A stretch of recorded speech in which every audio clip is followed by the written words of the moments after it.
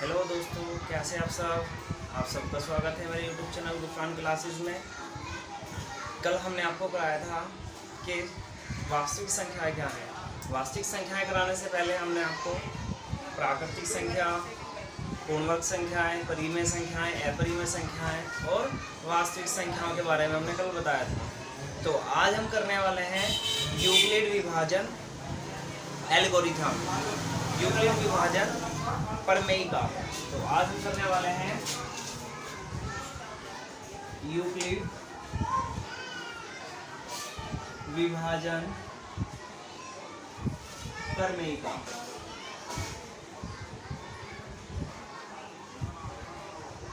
ये यूक्लिड विभाजन प्रमेय का क्या है? जब हमें कोई दो पूर्णांक दिए गए हैं, क्या दिए गए हैं? कोई दो पूर्णांक। मान लीजिए हमें क्या मिला हुआ है, ए और बी दो पूर्णांक मिले हुए हैं। तो ए और बी क्या है? हमारे कोई धनात्मक पूर्णांक हमें मिले हुए हैं। तो इनमें अगर हम यूक्लिड विभाजन से देखें तो ऐसी अनेक संख्याएं यानी कि Q और R हमें ऐसी मिल जाएंगी। बहुत सारी ऐसी संख्याएं हमें मिल जाएंगी Q और R जो A = BQ + R के रूप में होंगी। ऐसी Q और R अनेक हमें अद्वितीय संख्याएं हमें मिल जाएंगी जो A = BQ + R के रूप की होगी। जहां R क्या होगा? R की जो वैल्यू होगी वो क्या होगी? 0 के इक्वल होगी या 0 से बड़ी होगी, लेकिन B से छोटी होगी। ये B क्या होगा? जो हमारा ये है B। आपने एक फॉर्मूला पढ़ा था है कि क्या होता है? भाज्य = भाजक गुणा भागफल प्लस शेषफल। अगर आप इस फॉर्मूले को देखें, इस प्रमेय को देखें, तो अगर आप इससे इसको काउंट करें तो भाज्य क्या है? A, भाजक क्या है हमारा? B, भागफल क्या है हमारा?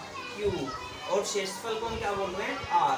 तो अगर आप देखो तो यही फॉर्मूला लिखा हुआ है और ये हम बहुत दिनों से पढ़ते आ रहे हैं। शायद इसे हम क्या लॉन्ग डिवीजन मेथड के नाम से भी जानते हैं। ठीक है, तो आप देख पा रहे हैं। तो हम यहाँ कह देंगे कि क्या होगा कि जो यूक्लिड विभाजन प्रमेय का है वो होगी हमारी, लिखेंगे दो धनात्मक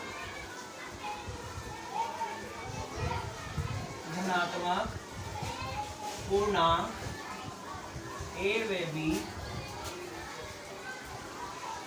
दिए रहने पर ऐसी अद्वितीय संख्याएं Q व R विद्यमान है कि A = BQ + R,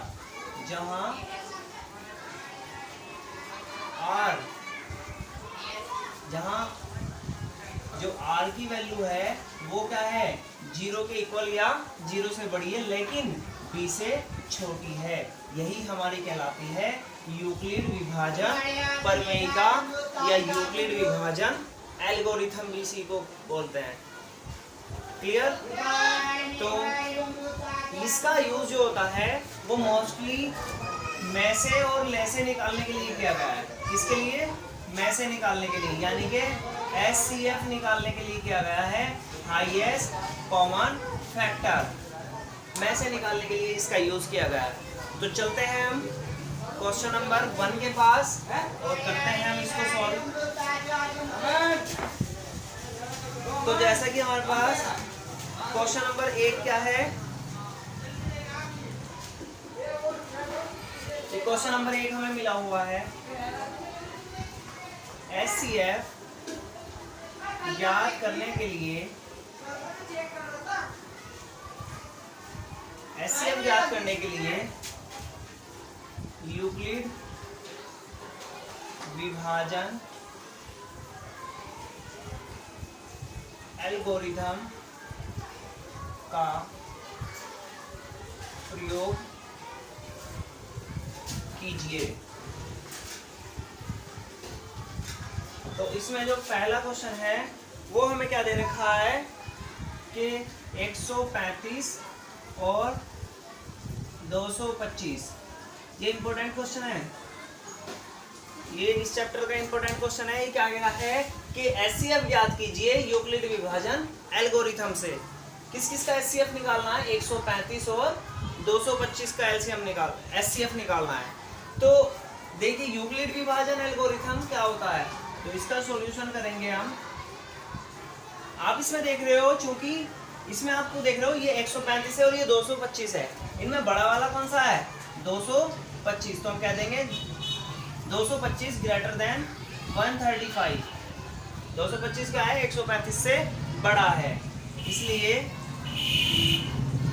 225 व 135 में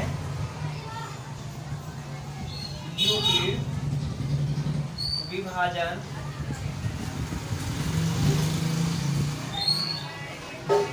एल्गोरिथम का प्रयोग करने पर। तो देखिए आपको यूक्लिड विभाजन एल्गोरिथम लगानी है किसमें? 225 में और 135 में। तो आप देख रहे हो 135 से 225 को आप भाग करो, 135 से हम 225 को भाग करेंगे, कितनी बार भाग होगा? एक बार। कितना आ जाएगा? 135 ही कम 135, घटाएंगे 5 में से 5 गया, क्या आएगा? 0 आएगी। और आपको पता है 2 में से 3 नहीं घटेंगे, इसलिए इधर से हम घटाई लेंगे, यहाँ हो जाएंगे 12, 12 में से 3 चले जाएंगे, क्या बचेगा? 9। और यहाँ बचा 1, 1 में से गया 0। तो आप देख रहे हैं ये हमारा क्या था? ये हमारा क्या है? ये हमारा है भाजक। ये वाला होता है हमारा भाजक, जिसको हम भाग कर रहे हैं वो हमारा होता है भाज्य, ठीक है। और ये हमारा होता है भागफल, और ये हमारा होता है शेषफल।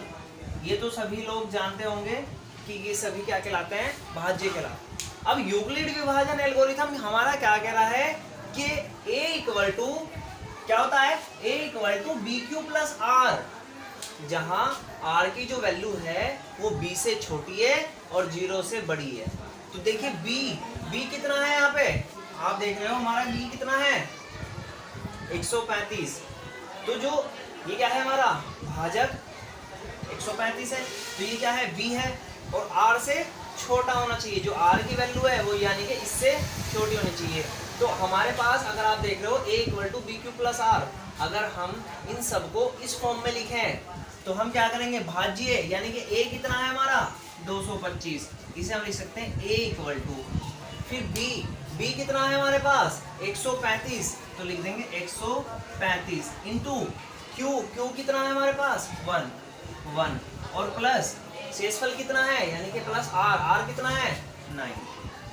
तो देखिए ये हमने क्या कर दिया? यूक्लिड विभाजन एल्गोरिथम से a equal to B Q plus R के रूप में हमने इसको 225 को क्या लिख दिया? बी क्यू प्लस आर के रूप में। क्लियर? यहाँ तक कोई दिक्कत? इनको लिखने की कोई जरूरत नहीं है, ये सिर्फ आपको समझाने के लिए लिखा है मैंने, भागफल, भाज्य, शेषफल। क्लियर? और आपको अगर ऐसे भी समझना है तो ये क्या है? ये b क्या हो जाएगा? भाजक हो जाएगा। ये भाज्य हमारा क्या हो जाएगा? a, ये भागफल हमारा क्या हो जाएगा? q, और ये शेषफल हमारा क्या हो जाएगा? r। तो ये आपको समझाने के लिए मैंने लिखे हुए हैं। क्लियर? अब देखो शेषफल 0 तो नहीं है, जब शेषफल 0 नहीं है तो ये हमारा क्या था? फर्स्ट स्टेप था, ये स्टेप 1 था।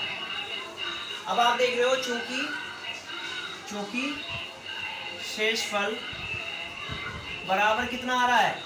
90 आ रहा है, और ये 0 के बराबर नहीं आया, यानी कि शेषफल 0 नहीं आया। तो अगला स्टेप चलेगा, इसलिए स्टेप 2, ये क्या चल जाएगा? स्टेप 2। स्टेप 2 किस किस में चलेगा? जो हमारा शेषफल आया है और जो हमारा भाजक था। अब आप देख रहे हो चूंकि इन दोनों में बड़ा कौन सा है? लिख देंगे यहाँ 135 बड़ा है किससे? 90 से, इसलिए 135 व 90 में यूक्लिड विभाजन एल्गोरिथम का प्रयोग करने पर।